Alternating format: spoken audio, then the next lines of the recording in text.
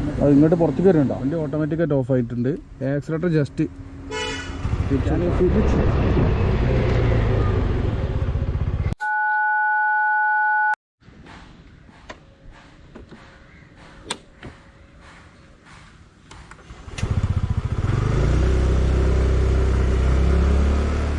Hello buddies, welcome to പുതിയ video. ഞാൻ നിങ്ങളുടെ സ്വന്തം സംസൂര്യ. ഇന്നത്തെ നമ്മുടെ വിഷയം എന്തുകൊണ്ട് ജൂപ്പിറ്റർ 125.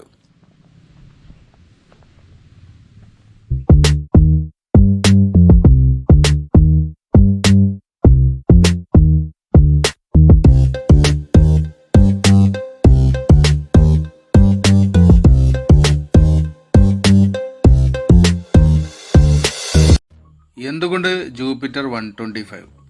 ഇതിന് കാരണമൊന്നുമല്ല, അത്യാവശ്യം കാണാൻ നല്ല ഭംഗിയുള്ള സ്റ്റാൻഡേർഡുള്ള ഒരു വാഹനമാണ് ജൂപ്പിറ്റർ 125 കേട്ടോ. പിന്നെ 12 ഇഞ്ചിന്റെ അലോയ് വീലും അതുപോലെ തന്നെ 230 mm ഡിസ്ക് ബ്രേക്കാണ് വരുന്നത്. പിന്നെ ഫ്യൂൽ ടോപ്പ് ഓപ്പൺ വരുന്നത് ഫ്രണ്ടിൽ തന്നെയാണ് കേട്ടോ. അതുകൊണ്ട് സീറ്റ് തുറക്കേണ്ട ആവശ്യം വരുന്നില്ല. Largest under seat storage space, USB charge port, digital and analog instrumental cluster, 3-way adjustable ആയിട്ടുള്ള mono shock absorber, IntelliGo feature, അങ്ങനെ പറയാൻ ഒരുപാടുണ്ട് കേട്ടോ. നമുക്ക് ഓരോന്നായിട്ട് പരിചയപ്പെടാം.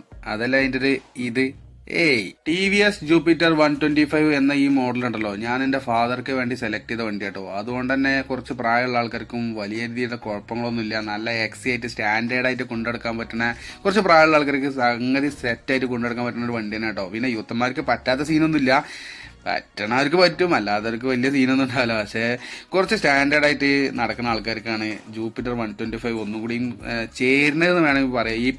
ഈ ഒരു പ്രീമിയം കളറാണ് ഈ വാഹനത്തിന് വന്നിട്ടുള്ളത്. പിന്നെ ആകെ മൊത്തം ടോട്ടലുള്ളൊരു ലുക്കൊക്കെ വെച്ച് നോക്കുകയാണെങ്കിൽ അത്യാവശ്യം സ്റ്റാൻഡേർഡ് തന്നെയാണ് വണ്ടി, അല്ലേ ബഡീസ്?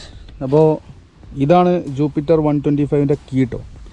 ജൂപ്പിറ്റർ 125ൻ്റെ കീ ഇതാണ്. അടിപൊളി കീയാണ് കേട്ടോ, ഒരു രക്ഷയില്ല. എന്താ കാണാൻ ഭംഗിയില്ലേ, ഒരു സ്റ്റാൻഡേർഡ് ഉണ്ട്. ഈ വണ്ടീൻ്റെ ആണെന്ന് പറയില്ല കേട്ടോ. ഇത് ജസ്റ്റ് ഓണാക്കി കഴിഞ്ഞാൽ സെറ്റ്. പിന്നെ ഓണാക്കണതിൻ്റെ മുമ്പേ ഇങ്ങോട്ട് തിരിച്ചു കഴിഞ്ഞിട്ടുണ്ടെങ്കിൽ ബൂട്ട് സ്പേസ് അമർത്തിയിട്ട് റൈറ്റിലേക്ക് തിരിച്ചു കഴിഞ്ഞാൽ വാവ്, വാഹനത്തിന് അടിപൊളി DRL സെറ്റ് ചെയ്തിട്ടുള്ളത്. ഇൻഡിക്കേറ്ററിൻ്റെ കൂടെ തന്നെയാണ് DRL, ടേൺ ഇൻഡിക്കേറ്ററിൻ്റെ കൂടെ തന്നെയാണ് DRL വന്നിട്ടുള്ളത് കേട്ടോ.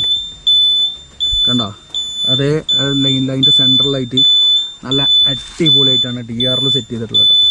അടിപൊളി. പിന്നെ വന്നിട്ട് ഡയമണ്ട് കട്ട് അലോയ് ആണ് വന്നിട്ടുള്ളത് കേട്ടോ. അടിപൊളി അലോയ് ആണ്, കാണാൻ തന്നെ എന്താ ഭംഗി, കാണുന്നുണ്ടോ? അതുപോലെ തന്നെ TVSൻ്റെ ടയേഴ്സ് തന്നെയാണ് കൊടുത്തിട്ടുള്ളത്. ഫ്രണ്ടിലും ബാക്കിലും TVSൻ്റെ ടയേഴ്സ് തന്നെ കൊടുത്തിട്ടുള്ളത്. ട്യൂബ്ലെസ് ടയേഴ്സാണ്. പിന്നെ അതാ disc plate 230 mm disc plate ആണ് കൊടുത്തിട്ടുള്ളത് കേട്ടോ. 230 mm. പിന്നെ ബ്രേക്ക് സാധാ വാഹനങ്ങളെ പോലെയല്ല, കോമ്പി ബ്രേക്കാണ് വന്നിട്ടുള്ളത് കേട്ടോ. അതായത് ABS അല്ല, കോമ്പി ബ്രേക്കാണ്. ഇത് ഹാൻഡ് ബ്രേക്കാണ്, കോമ്പി ബ്രേക്കാണ് വന്നിട്ടുള്ളത്. ഈ വാഹനത്തിൻ്റെ ഏറ്റവും ഇഷ്ടപ്പെട്ട ഒരു ഫീച്ചറാണ്, കാണിച്ചു തരാം. നമ്മളെ ഫ്യൂൽ ടാങ്ക് ഇവിടെയാണ് വരുന്നത് കേട്ടോ. അത് അടിപൊളിയാണ്. അതിൻ്റെ കൂടുതൽ വിവരങ്ങൾ ഞാൻ ഓടിച്ചുകൊണ്ട് പറഞ്ഞുതരാം. ഇപ്പോൾ ഞാൻ ജസ്റ്റ് ഇത് കാണിച്ചു തരാം. ഓക്കെ, ഫ്യൂൾ ഇത് എങ്ങനെ തുറക്കില്ലെന്ന് വെച്ചിട്ടുണ്ടെങ്കിൽ ഓഫാക്കുക. വണ്ടി ഓഫാക്കിയിട്ട് ജസ്റ്റ് പുഷ് ചെയ്തിട്ട് റൈറ്റിലേക്ക് തിരിക്കുക. ഓക്കെ, ജസ്റ്റ് പുഷ് ചെയ്യുക, റൈറ്റിലേക്ക് തിരിക്കുക, സെറ്റ്. അടിപൊളി. കാരണം നമ്മൾ ബാക്കിലിരുന്ന് യാത്ര ചെയ്യുന്ന ആൾക്കാർക്കാണ് ഇത് ഏറ്റവും ഉപകാരപ്പെടുക കേട്ടോ. പക്ഷേ ഇതിൻ്റെ ഒരു പ്രശ്നം എന്താണെന്ന് വെച്ചിട്ടുണ്ടെങ്കിൽ ഇവിടെയാണ് നമ്മളെ ഇത് വരുന്നത് കേട്ടോ. ടാങ്ക് വരുന്നത്, ഫ്യൂൾ ടാങ്ക് വരുന്നത് ഇതിൻ്റെ താഴെയാണ്. ഇവിടെ ആയിട്ടാണ് ഫ്യൂൾ ടാങ്ക് വരുന്നത്. അതൊരു ബുദ്ധിമുട്ടാണോ എന്ന് ചോദിച്ചാൽ ബുദ്ധിമുട്ടാണ്. പക്ഷേ ഗ്രൗണ്ട് ക്ലിയറൻസ് എന്ന് പറയാൻ വലിയ ഇല്ലെങ്കിലും കൂടി ബുദ്ധിമുട്ടാണോ ചോദിച്ചാൽ ബുദ്ധിമുട്ടാണ്, അല്ലേ ചോദിച്ചാൽ അല്ല. പക്ഷേ ഈ ഒരു ഫീച്ചർ വരുമ്പോൾ അത് മറക്കാം, ശ്രദ്ധിച്ച് പഠിച്ചാൽ പോരെ, സീനൊന്നുമില്ലല്ലോ. പിന്നെ വരുന്നത് ഇവിടെ ഒരു USB പോർട്ട് കൊടുത്തിട്ടുണ്ട് കേട്ടോ. USB മൊബൈലും കാര്യങ്ങളൊക്കെ ചാർജ് ചെയ്യാൻ വേണ്ടിയിട്ടുള്ള സെറ്റപ്പാണ്. ഇത് വണ്ടി ഓണായാൽ മാത്രമേ വർക്ക് ചെയ്യുള്ളൂ, അല്ലെങ്കിൽ വർക്ക് ചെയ്യില്ല. ഓഫിലാണെങ്കിൽ വർക്ക് ചെയ്യില്ല കേട്ടോ. പിന്നെ വന്നിട്ട് ഇവിടെ ചെറിയൊരു പോക്കറ്റും കൊടുത്തിട്ടുണ്ട്. മൊബൈൽ വെക്കാൻ പറ്റുമെന്ന് ചോദിച്ചാൽ മൊബൈൽ വെക്കുന്നതിന് കുഴപ്പമൊന്നുമില്ല. പക്ഷേ ഇത്ര സ്പേസ് ഉണ്ട്, വലിയ സ്പേസ് ആയതുകൊണ്ട് തന്നെ മൊബൈൽ പക്കായിട്ട് നിൽക്കില്ല. അതുകൊണ്ട് എന്തെങ്കിലും വെച്ച് അഡ്ജസ്റ്റ് ചെയ്യണം. വണ്ടി ഓടിക്കുമ്പോൾ മാത്രമേ ഇത് വർക്ക് ചെയ്യുള്ളൂ, അല്ലെങ്കിൽ വർക്ക് ചെയ്യില്ല. വർക്ക് ചെയ്യാത്തതുകൊണ്ട് ഇത് സേഫാണോ വെച്ചാൽ സേഫാണ്. കാരണം വണ്ടി സ്റ്റാർട്ട് ആവാതെ നമ്മൾ ഇത് വർക്ക് ചെയ്യിച്ച് പോവില്ലല്ലോ. അതുകൊണ്ട് തന്നെ വലിയ രീതിയിലുള്ള ബുദ്ധിമുട്ടുകളൊന്നുമില്ല. പിന്നെന്താണെന്ന് വെച്ചിട്ടുണ്ടെങ്കിൽ അത്യാവശ്യം നല്ല സ്പേസ് ആയതുകൊണ്ട് തന്നെ ഒരുപാട് കാര്യങ്ങൾ, ഒരുപാട് നല്ല ഒരു 1 ലിറ്റർ ബോട്ടിലൊക്കെ അതിൽ കൊള്ളിക്കാവുന്നതാണ് എന്നാണ് കണ്ടിട്ട് തോന്നുന്നത്. കുഴപ്പമൊന്നുമില്ല, സെറ്റാണ്. പിന്നെ ക്യാരി ഹുക്സ് 2 വരുന്നുണ്ട്. ഒന്നിതവിടെ, ഒന്നിതവിടെ. വലിയ രീതിയിലുള്ള കുഴപ്പമൊന്നുമില്ല. അത്യാവശ്യം ഒരു ഫാമിലിക്ക് ഉപയോഗിക്കാൻ പറ്റുന്ന ഒരു വണ്ടി തന്നെയാണിത്. പിന്നെ അതാ വന്നിട്ട് ജസ്റ്റ് ലെഫ്റ്റിലേക്ക് തിരിച്ചു കഴിഞ്ഞാൽ സീറ്റ് ഓപ്പൺ ആവുന്നതാണ്. പ്രസ് ചെയ്യൊന്നും വേണ്ട, പുഷ് ചെയ്യൊന്നും വേണ്ട, ജസ്റ്റ് ലെഫ്റ്റിലേക്ക് തിരിച്ചാൽ മതി. വലിയൊരു സീറ്റാണ് കേട്ടോ. അത്യാവശ്യം നല്ല വലുപ്പമുള്ള സീറ്റാണ്. ഏകദേശം ഫാമിലിക്ക്, ഒരാൾക്ക്, ഒരു കുട്ടിക്ക്, ഒരു സ്ത്രീക്കും പോകാൻ പറ്റുന്ന രീതിയിലുള്ള വലിയ സീറ്റാണ്. ഇങ്ങനെ വന്നു കഴിഞ്ഞിട്ടുണ്ടെങ്കിൽ വലിയൊരു സ്പേസ് കാണാം. 2 ഹെൽമെറ്റ് വെക്കാമെന്നാണ് കമ്പനി പറയുന്നത്. ഒരു ഫുൾ ഫേസും ഒരു ഹാഫ് ഫേസും. പക്ഷേ എൻ്റെ കയ്യിലുള്ള വലിയ ഹെൽമെറ്റ് ആയതുകൊണ്ട് ഇതിൽ കൊള്ളുന്നില്ല, ബുദ്ധിമുട്ടാണ്. കാണിച്ചു തരാം. ഇതാണ് ഞാൻ ഉപയോഗിക്കുന്ന ഹെൽമെറ്റ്. വെച്ച് കഴിഞ്ഞാൽ അടയ്ക്കാൻ സാധിക്കണം കേട്ടോ. അതാണ് ഇതിൻ്റെ ബുദ്ധിമുട്ട്. അപ്പോൾ വലിയ ഹെൽമെറ്റ് ആണെങ്കിൽ പണി പാളും. ഓക്കെ, ചെറുതാണെങ്കിൽ വലിയ രീതിയിലുള്ള കുഴപ്പങ്ങളൊന്നുമില്ല. പിന്നെന്താ വെച്ചാൽ കുറച്ച് ലഗേജും കാര്യങ്ങളൊക്കെ കൊള്ളാവുന്ന അത്യാവശ്യം നല്ല സ്പേസാണ് കേട്ടോ കൊടുത്തിട്ടുള്ളത്. 3-way അഡ്ജസ്റ്റബിൾ ആയിട്ടുള്ള മോണോ ഷോക്ക് അബ്സർവർ. ഇതിന്റെ കംഫർട്ടിന്റെ കാര്യം അത് ഞാൻ ഓടിച്ചുകൊണ്ട് പറഞ്ഞുതരാം. ഈ വാഹനത്തിന്റെ വേറൊരു അട്ടാർ ഐറ്റം കാണിച്ചേ, അതായത് ഇന്റലിഗോ ഫീച്ചർ. ഒരു രക്ഷയില്ല. ഇപ്പൊ കാണിച്ചുതരാം.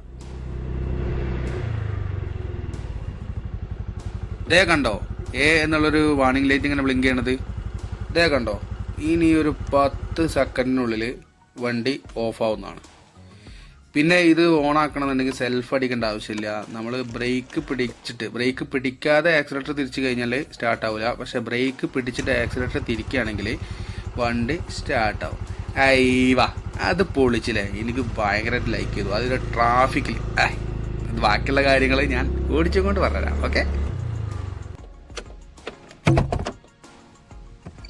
ഫ്യൂൽ ടോപ്പ് ഓപ്പൺ വരുന്നത് ഫ്രണ്ടിലാണ് കേട്ടോ. അതുകൊണ്ട് തന്നെ സുഖകരമായിട്ട് ഉപയോഗിക്കാം. അതുകൊണ്ട് തന്നെ ഫ്യൂവൽ ഫില്ല് ചെയ്യുന്ന സമയത്ത് ആരെയും ബുദ്ധിമുട്ടിക്കേണ്ട ആവശ്യം നമുക്ക് വരുന്നില്ല കേട്ടോ.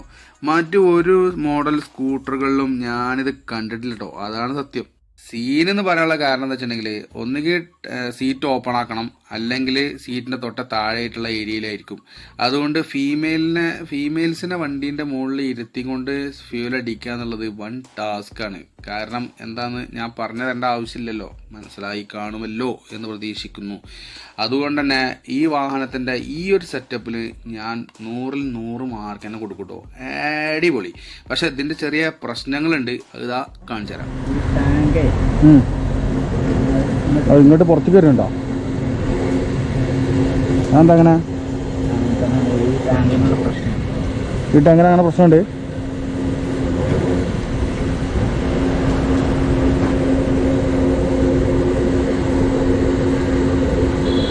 പക്ഷെ ഞാൻ പൊതുവെ അടിക്കുമ്പോൾ അങ്ങനെ പ്രശ്നം ഉണ്ടാവില്ലല്ലോ. കോഴ്സ് കൂടുന്ന ഇതാണ് അവസ്ഥ. ചില പമ്പിന്ന് പണി കിട്ടും. പിന്നെ വരുന്ന പ്രശ്നം എന്ന് പറഞ്ഞിട്ടുണ്ടെങ്കിൽ വണ്ടീൻ്റെ ഫ്യൂൽ ടാങ്ക് വരുന്നത് ഫുട്ബോളിൻ്റെ താഴെയാണ് എന്നുള്ളത് ഒരു ചെറിയ ബുദ്ധിമുട്ടായിട്ട് തോന്നാറുണ്ട് കേട്ടോ. ചില സമയത്ത് കുറച്ച് ശ്രദ്ധിച്ച് വലിയ വലിയ ഗട്ടറിലൊന്നും ചാടിക്കാതെ ചെറിയ ചെറിയ ഗട്ടറിലൊക്കെ വലിയ സീനില്ലാതെ അങ്ങോട്ട് പോകണമാണ്. ബട്ട് വലിയ സീനാണെന്ന് തോന്നുന്നുണ്ടെങ്കിൽ റോഡുകൾ അവസ്ഥ നിങ്ങൾക്കറിയാവുന്നതല്ലേ. അപ്പോൾ അതിനനുസരിച്ച് നമ്മൾ സൂക്ഷിച്ച് പോവുകയാണെങ്കിൽ കുഴപ്പമില്ല. വണ്ടീൻ്റെ ഗ്രൗണ്ട് ക്ലിയറൻസ് എന്തായാലും 163 mm മാത്രമേ ഉള്ളൂ എന്നുള്ളതാണ് ചെറിയൊരു സീൻ കേട്ടോ. ടേൺസൊക്കെ നമ്മൾ കൂളായിട്ടാണ് ടേൺ ചെയ്തിട്ടുള്ളത്. വലിയ രീതിയിലുള്ള ബുദ്ധിമുട്ടുകളൊന്നുമില്ല. അത് ഹാൻഡിൽ കാലിൻ്റെ മുകളിൽ തട്ടുന്ന പ്രശ്നങ്ങളൊന്നുമില്ല. അത്യാവശ്യം വൈഡായിട്ടുള്ള ഹാൻഡിലാണ്. വലിയ കുഴപ്പമൊന്നുമില്ല. സാധാരണ സ്കൂട്ടറിലൊക്കെ കണ്ടുവരുന്നുള്ള രീതിയിലുള്ള ഹാൻഡിൽ പറഞ്ഞത്. വലിയ സംഭവം എന്ന് പറയാനില്ല, എന്നാൽ മോശം എന്ന് പറയാനില്ല. ഡിജിറ്റൽ ആൻഡ് അനലോഗ് ഇൻസ്ട്രുമെന്റൽ ക്ലസ്റ്ററാണ് വാഹനത്തിന് കൊടുത്തിട്ടുള്ളത് കേട്ടോ. അത്യാവശ്യം വേണ്ട ഡീറ്റെയിൽസ് ഒക്കെ കൊടുത്തിട്ടുണ്ട് എന്ന് തന്നെ പറയണം. ഇന്റലിഗോ ഫീച്ചർ, അതായത് സ്റ്റോപ്പ് ആൻഡ് ഗോ ഫീച്ചർ വരുന്നുണ്ട് കേട്ടോ. അതായത് ഇതിന്റെ ഒരു അടിപൊളി സെറ്റപ്പ് എന്താണെന്ന് വെച്ചിട്ടുണ്ടെങ്കിൽ, നമ്മൾ ട്രാഫിക്കിൽ അല്ലെങ്കിൽ വഴിയിൽ ആരെങ്കിലും ആയിട്ട് കണ്ട്, അതായത് പരിചയമുള്ള ആൾക്കാരെ കണ്ട് സംസാരിച്ചു കൊണ്ടിരിക്കുകയാണ്. ഈ വണ്ടി ഒരു സ്കൂട്ടർ ആയതുകൊണ്ട് തന്നെ അപകട സാധ്യത വളരെ കൂടുതലാട്ടോ. നമ്മൾ പലപ്പോഴും വണ്ടി ഓഫാക്കാതെ ആയിരിക്കും സംസാരിക്കുന്നത്. ആരെങ്കിലും വന്ന് ആക്സിഡന്റ് തിരിച്ചു കഴിഞ്ഞാൽ പണിപ്പാളും മക്കളെ. അതുകൊണ്ട് തന്നെ ഞാൻ എൻ്റെ ഫാദർക്ക് വണ്ടി എടുക്കുന്ന സമയത്ത് ഞാൻ ഏറ്റവും കൂടുതൽ ശ്രദ്ധിച്ചത് അതന്നെ, സ്റ്റാൻഡ് തട്ടിയിട്ട് വണ്ടി ഓട്ടോമാറ്റിക്കായിട്ട് ഓഫ് ആവണ വണ്ടി, സ്റ്റാൻഡ് തട്ടി കഴിഞ്ഞാൽ മാത്രം സെൽഫ് അടിക്കണ വണ്ടി, അതൊക്കെ നോക്കിയിട്ടാണ് ജൂപ്പിറ്റർ 125 എത്തിയത് കേട്ടോ. ഇതൊരു അഡാറ് ഫീച്ചറാണെന്ന് പറയാതെ വയ്യട്ടോ, ഒരു രക്ഷയില്ല. ഇതിന്റെ നമ്മൾ ആദ്യം കാണിച്ചെന്നാണ്, എന്നാലും ഞാൻ പറഞ്ഞു എന്നുള്ളൂ. സ്പീഡ് കുറക്കണമനുസരിച്ച് എക്കോ, എക്സോട്ട് കുറക്കുമ്പോൾ power, eco power, eco power. അതെ. പിന്നെ പറയാനുള്ള വാഹനത്തിന്റെ അത്യാവശ്യം നല്ലൊരു സ്റ്റോറേജ് സ്പേസ് കേട്ടോ. അണ്ടർ സീറ്റ് സ്റ്റോറേജ് സ്പേസ് ആണ് അത്യാവശ്യം നല്ല അടിപൊളി കേട്ടോ, ഒന്നും പറയാനില്ല. 33 ലിറ്ററാണ് ഇതിന്റെ സ്റ്റോറേജ് കപ്പാസിറ്റി വരുന്നത് കേട്ടോ. പിന്നെ നമുക്ക് ചെറിയൊരു യാത്രക്കൊക്കെ പോകുമ്പോൾ ലഗേജ് ഒക്കെ ഹോൾഡ് ചെയ്യാനായിട്ടാണ്. 1-2 ദിവസത്തെ ട്രിപ്പിന്റെ കാര്യമായിട്ട് പറയാം, വലിയ ട്രിപ്പല്ല, ചെറിയ ട്രിപ്പിലൊക്കെ നമുക്ക് നമ്മളെ ലഗേജ് അത്യാവശ്യം സേഫായിട്ട് വെക്കാൻ പറ്റുന്ന ഒരു സംഭവമാണ് സീറ്റിന്റെ സ്റ്റോറേജ് സ്പേസ് എന്ന് പറയുന്നത് കേട്ടോ. അത്യാവശ്യം നല്ല അടിപൊളിയാണ്, സേഫായിട്ട് നമുക്ക് വെക്കാവുന്നതാണ്. അതുപോലെ തന്നെ ഹെൽമെറ്റും, നമ്മൾ എങ്ങോട്ടെങ്കിലും പോവുകയാണെങ്കിൽ 2 ഹെൽമെറ്റ് ഇപ്പോൾ ഒരു ബാധ്യതയായി എല്ലാവർക്കും. ബാധ്യതയല്ല, നമ്മളെ തടിയാണ് ആദ്യം നോക്കേണ്ടത്, ഓക്കെയാണ്. പക്ഷേ ബാധ്യത എന്ന് പറഞ്ഞാൽ അങ്ങനെ പറഞ്ഞല്ല, ഇത് എന്താ വെച്ചാൽ നമ്മളൊരു എങ്ങോട്ടെങ്കിലും പോവുകയാണെങ്കിൽ ഈ 2 ഹെൽമെറ്റ് തൂക്കി പിടിച്ച് നടക്കണം. അപ്പോൾ അതിലേറെ നല്ല ഹെൽമെറ്റ് ഇതിൻ്റെ ഉള്ളിൽ വെച്ച് അടച്ച് സേഫായിട്ട് നമുക്ക് പോവാം. ആരും എടുത്തുകൊണ്ടാണോ സീനുകളൊന്നും ഉണ്ടാവില്ല. പക്ഷേ ഈ ചില ബ്രാൻഡിൻ്റെ ഹെൽമെറ്റ് മാത്രമേ ഒരു ഫുൾ ഫേസും ഒരു ഹാഫ് ഫേസും ആണ് കമ്പനി പറയുന്നത്. അപ്പോൾ ചില കമ്പനികളത് മാത്രമേ ഇതിൻ്റെ ഉള്ളിൽ കൊള്ളുള്ളൂ. സൈസ് കൂടുന്നതിനനുസരിച്ചാണെങ്കിൽ നമുക്ക് അത് അതിൻ്റെ ഉള്ളിൽ ഉൾക്കൊള്ളിക്കാൻ സാധിക്കില്ല കേട്ടോ. അങ്ങനെ ഒരു പ്രശ്നം ഇതിൽ വരുന്നുണ്ട്. പിന്നെ എന്തായാലും ഇത്രത്തോളം മറ്റേ സ്റ്റോറേജ് സ്പേസ് എന്ന് പറയണമെങ്കിൽ അതൊന്നും പറയാനില്ല, അതും മീയാണ്, ഒരു രക്ഷയില്ല, അടിപൊളി. 3-way അഡ്ജസ്റ്റബിൾ ആയിട്ടുള്ള മോണോ ഷോക്ക് അബ്സോർബറാണ് വാഹനത്തിന് കൊടുത്തുള്ളത്. അതുകൊണ്ട് തന്നെ വലിയ രീതിയിലുള്ള കുഴപ്പങ്ങളൊന്നും കാണില്ല കേട്ടോ. നല്ല അടിപൊളി ഷോക്കാണ് വാഹനത്തിന് കൊടുത്തിട്ടുള്ളത്. നല്ല സസ്പെൻഷനാണ്.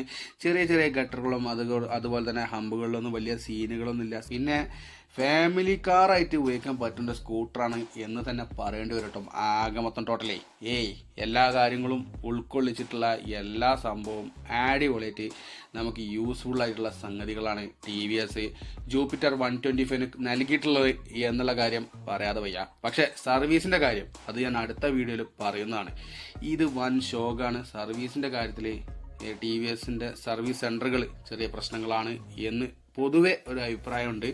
എനിക്കും ചെറിയ കാര്യങ്ങളൊക്കെ ഉണ്ടായിട്ടുണ്ട്. അതെന്തായാലും നമ്മൾ അടുത്ത വീഡിയോയിൽ ഇടുന്നതാണ്. അപ്പോൾ കാണാൻ മറക്കരുത് കേട്ടോ. Stay tuned. പിന്നെ വാഹനം ഹില്ലേരിയയിലൂടെയും അത്യാവശ്യം നല്ല പെർഫോമൻസ് കാഴ്ച വെക്കുന്നുണ്ട് എന്നുള്ള കാര്യം പറയാതെ വയ്യ കേട്ടോ. അത് ഞാൻ മറന്നുപോയതാണ്. അപ്പോൾ ഒരു സീനുമില്ല, സംഗതി സെറ്റാണ്. പക്ഷെ ചെറിയ രീതിയിലുള്ള പ്രശ്നങ്ങളുണ്ടോ ചോദിച്ചാൽ ഉണ്ട്, എന്നാൽ വലിയ രീതിയിലുള്ള പ്രശ്നങ്ങളൊന്നും ഇല്ല താനും. അങ്ങനെ ബഡീസ്, ഇന്നത്തെ വീഡിയോ എല്ലാവർക്കും ഇഷ്ടപ്പെട്ടു എന്ന് വിചാരിക്കുന്നു, ഉപകാരപ്പെട്ടു എന്ന് വിചാരിക്കുന്നു. അങ്ങനെ ഇന്നത്തെ നമ്മുടെ വിഷയം ഇവിടെ അവസാനിക്കുകയാണ്. പക്ഷെ നമ്മുടെ വിഷയങ്ങൾ അവസാനിക്കുന്നില്ല. മറ്റൊരു വീഡിയോയുമായി വീണ്ടും കാണാമെന്നുള്ള ശുഭപ്രതീക്ഷയോടെ it's me Sam Surya signing off. പോലി നിങ്ങൾ നമ്മളെ വീഡിയോ ആദ്യമായിട്ടാണ് കാണുന്നുണ്ടെങ്കിൽ ലൈക്ക് ചെയ്യാനും ഷെയർ ചെയ്യാനും കമന്റ് ചെയ്യാനും മറക്കരുത്. പിന്നെ നമ്മളെ ചാനലിൽ കയറി സബ്സ്ക്രൈബ് ചെയ്തോളിട്ടോ. ബെല്ലൈക്കൺ അണേബിൾ ചെയ്യാൻ മറക്കല്ലേ.